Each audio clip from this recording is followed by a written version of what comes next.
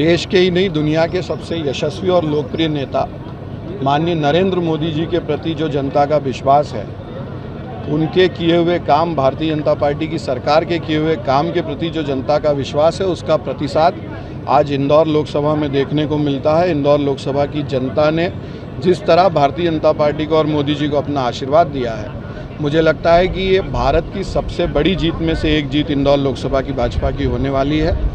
वहीं दूसरी तरफ आप देखेंगे कि कांग्रेस ने एक भ्रम फैलाने का, एक दुष्प्रचार करने का जो प्रयास किया था, नोटा नोटा नोटा करते हुए, कांग्रेस के प्रदेश अध्यक्ष खुद के पोलिंग बूथ पे कांग्रेस को नहीं जिता पाए। वहाँ भारतीय जनता पार्टी 400 से अधिक वोटों से जीती है।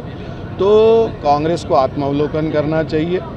नोटा को लेके एक उन्होंने जो भ्रम फैलाया था, या जिसको कहते हैं वोट बैंक की राजनीति, जो वो हमेशा से करते हैं, उस वोट बैंक को ज़रूर हो सकता है थोड़े हद तक प्रभावित करने की कोशिश की है। आप जब पूरे नतीजे आएंगे, आप देखेंगे कि जितने मुस्लिम पोलिंग बूथ हैं, उन मुस्लिम पोलिंग बूथ पे ही नोटा डला है मैक्सिमम।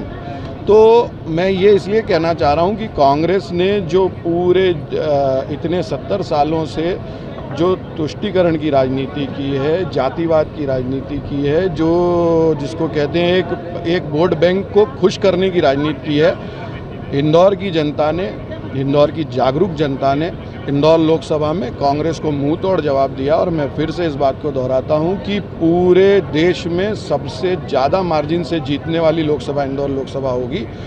और मध्य प्रदेश में भी हम पूरी 29 सीटें जीतने जा रहे हैं माननीय मोदी जी के नेतृत्व में। देश में जब ये नारा हुआ था कि अब की बार 400 पार, तो ये नारा कोई नेताओं द्वारा दिया हुआ नारा नहीं था। ये नारा जो था, ये जनता ने कहा था कि अब की बार 400 पार और फिर इस बार भाजपा सरकार, और ये चरितार्थ होते भी दिख रहा है। देखिए, मैं बहुत स्पष्टता से कहता हूं कि कांग्रेस ने जिस तरह का झूठा भ्रम फैलाया, झूठी बातें की, उनके नेता उनसे नहीं संभलते, उनके लोग उनसे नहीं संभलते, और वो भारतीय जनता पार्टी पर आरोप लगाते हैं।